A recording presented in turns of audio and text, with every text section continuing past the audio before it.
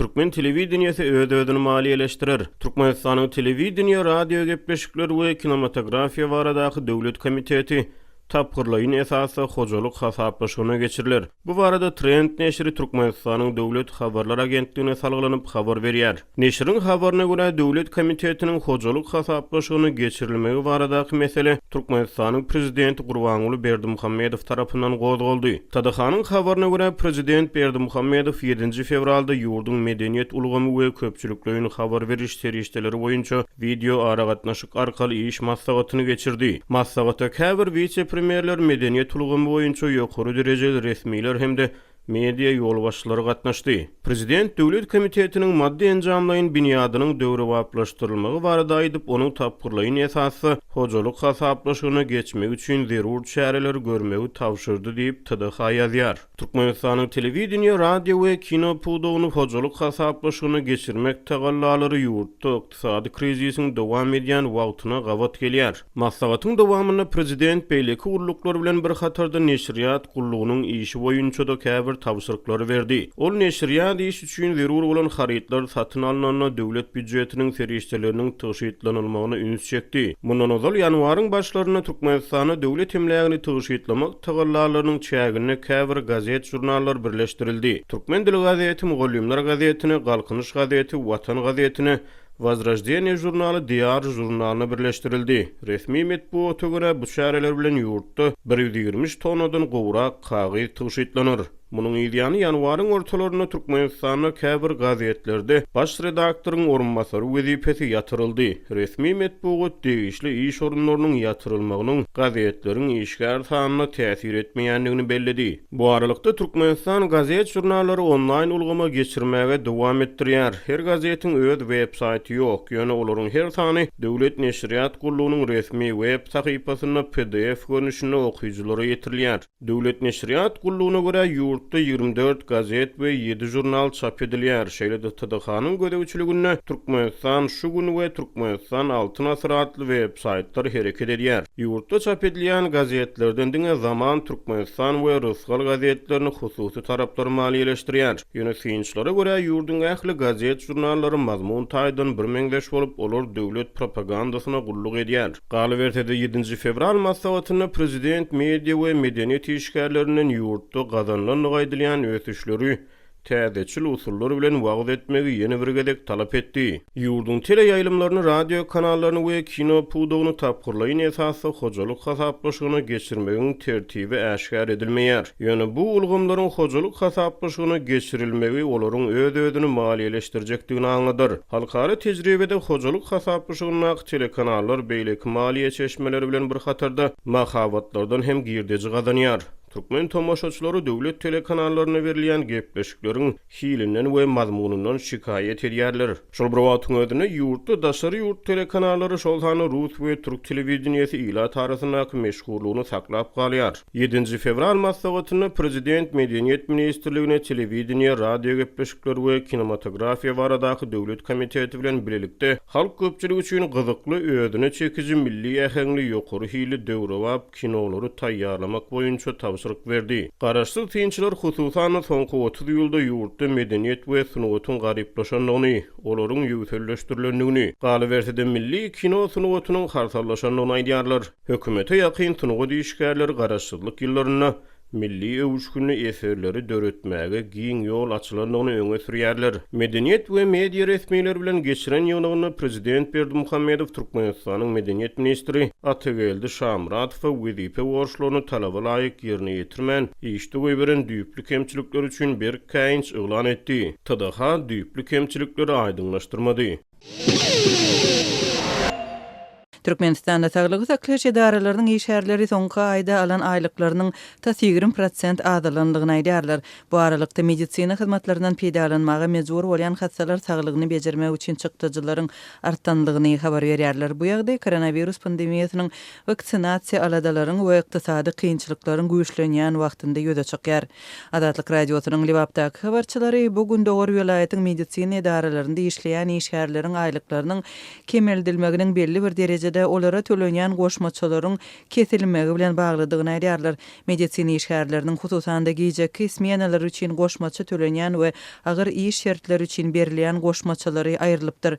Şeýlelikde medisina işgärleriniň alýany diňe stavka ýagny kesgitli aýlyk hakyna düşürilipdir. Bu bolsa saglyk işgärleriniň zähmet hakynyň odalgysyndan 20% azalmagyna getirýär.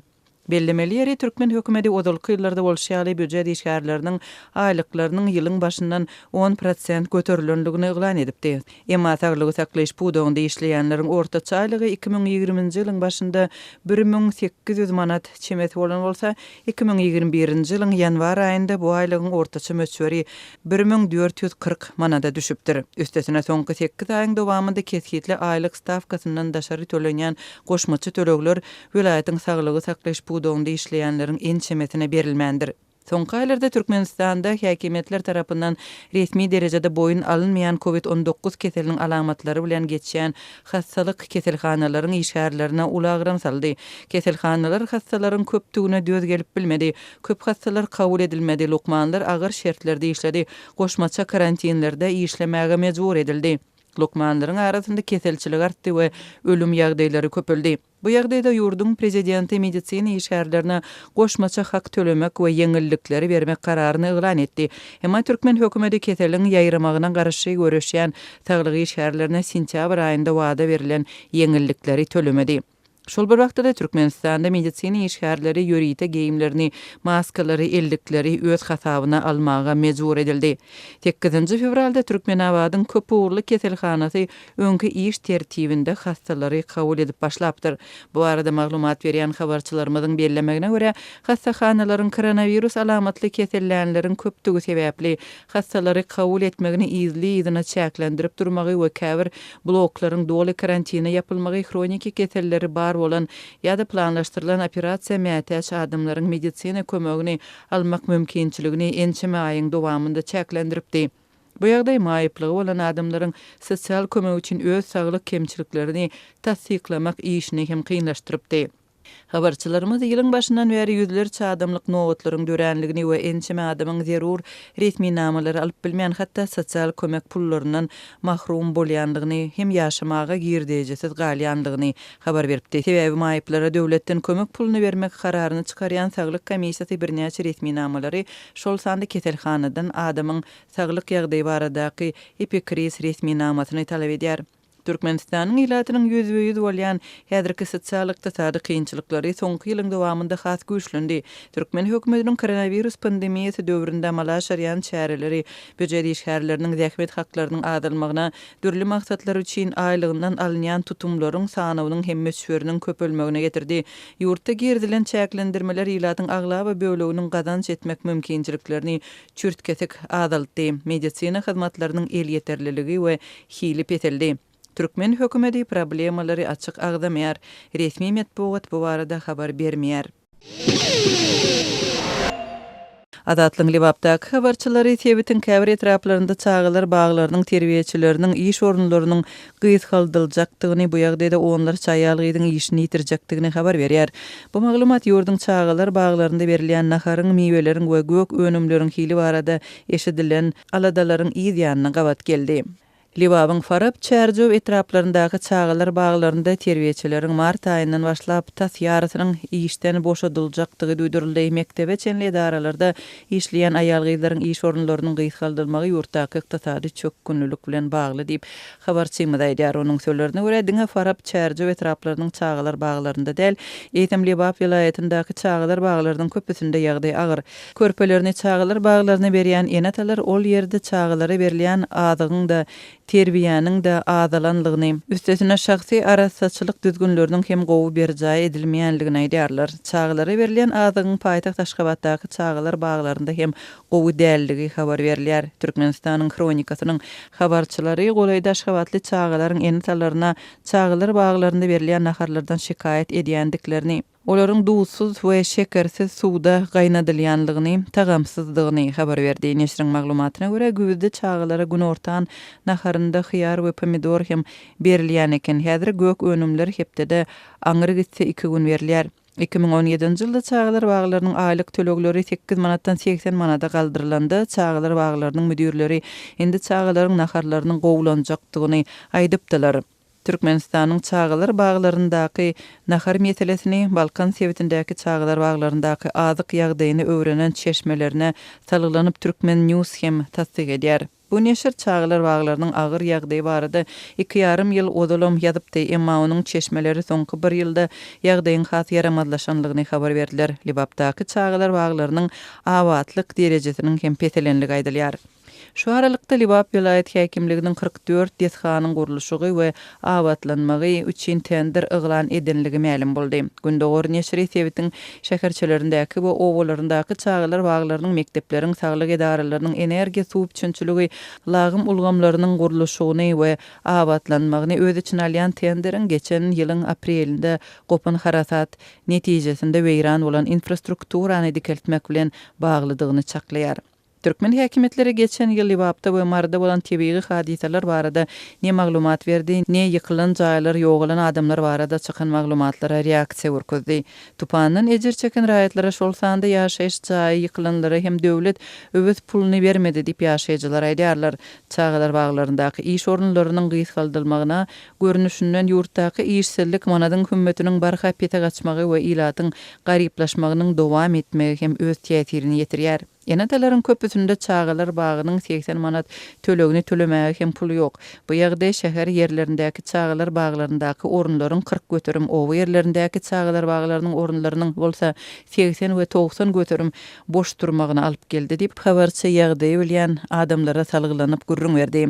Farabyň 4 çağlar bagynda terbiýeçileriň käbiri her aýda öz aýlygyndan töläp ýakynlarynyň we goňşularynyň çağlaryny çağlar bagyna getirtdi. Olar bu çäre iş orunlarynyň ýapylmazlygy üçin ýüz urdy diýip habarçy aýtdy. Enatalar çağlaryny getirse bolýar, esasy aladamyz iş orunlarynyň ýapylmazlygy diýip Farabda bir çağlar bagynda terbiýeçi bolup işleýän Bossan habarçy bilen söhbetdeşlikde aýtdy. Emma ol terbiýeçileriň çağlar baglaryny çağadan doldurmak üçin eden tagalarynyň hem kän netije bermänligini çağatyny bakça berýän enatalaryň barha adalyanlygyny boýun aldy. Indi iş orunlarymyzyň 50 göterim gysgaldyljakdygyny duýdurdylar.